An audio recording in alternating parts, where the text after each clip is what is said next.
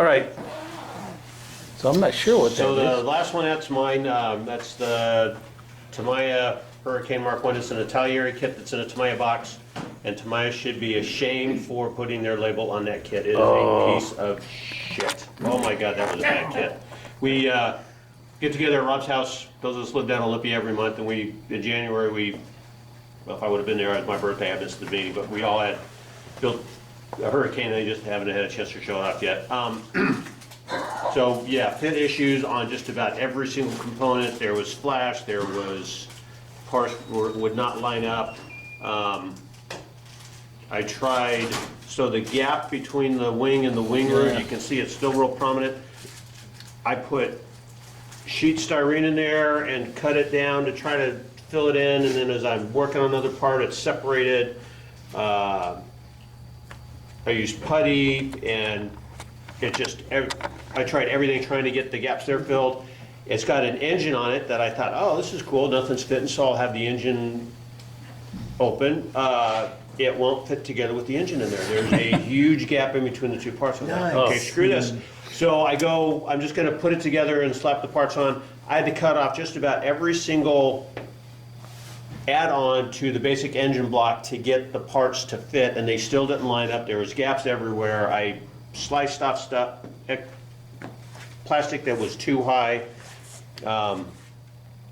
It was horrible. It really was. Everything I put together was just, sometimes I misstep some of the directions, or I get sidetracked and I build things wrong, but this kit is just a piece of crap. Don't buy it. If you've got to get it, unless you want to exercise the frustration, do not build this kit. It's terrible. Is it their own molds? Does anybody know? It's Italian. I was not able to find it. So Monogram, Tamiya had like a couple of pilot figures to go with it, but it was all Italian stuff. And like I said, it should be a shame for putting their name on it. It was just terrible. The flight controls were all separate? Yeah, everything was all separate, so I did that. This is the first time I've used the AK Interactive, their real colors, acrylics. Nice stuff. Oh my God, that stuff's really nice. It airbrushes just fine.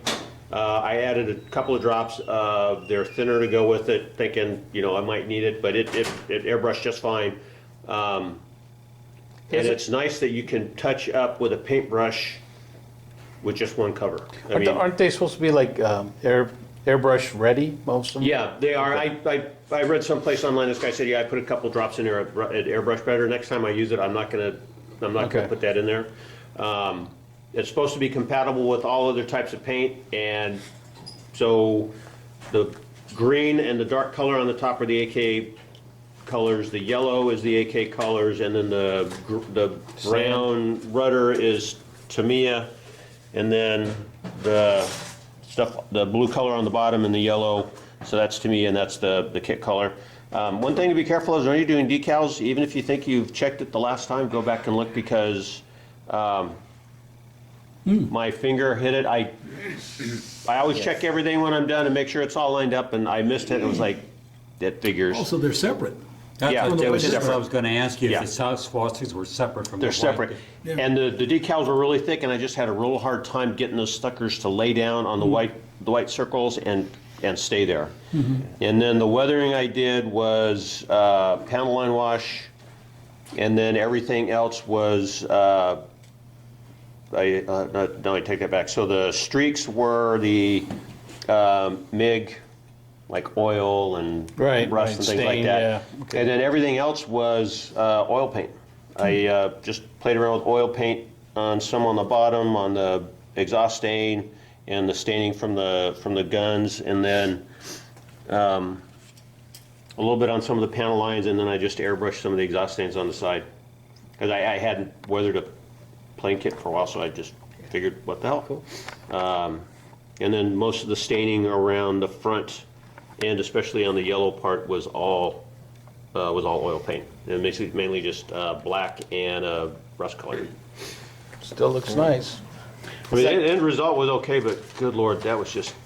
Where'd the Finns get their hurricanes, do you know? You know, I never looked into it. I don't know if they were.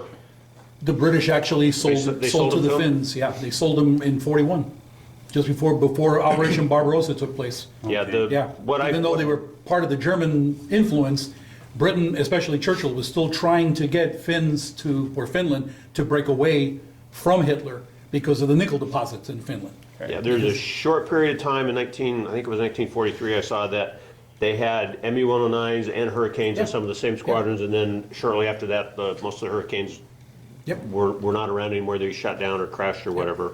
How many did they get, do you know? That I don't know. They didn't have very many. Probably had a hard time getting parts. I would imagine. Well, it's the same thing they had with the Brewster Buffaloes that they had. Yeah. After America came into the war, their Brewster Buffaloes that they had prior to the war, America wasn't sending any parts to them, so they fabricated all their own Yeah. parts. One of the first things they did was they replaced the entire wing assembly on the Finnish Buffaloes from metal to wood. They have wooden wings.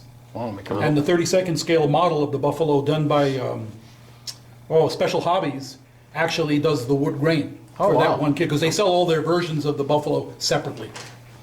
And they had a Russian engine in them too, I think. Yes, and they used the Klimov. They Yeah. used